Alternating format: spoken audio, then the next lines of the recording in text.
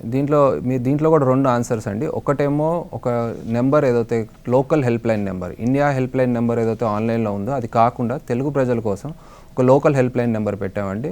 24455566 0866 ఏదైతే విజయవాడ కోడ్ ఉందో దాంతోపాటు 244556కి ఏ అప్లికెంట్ అయినా దానికి కాల్ చేసి గైడెన్స్ అడగచ్చండి.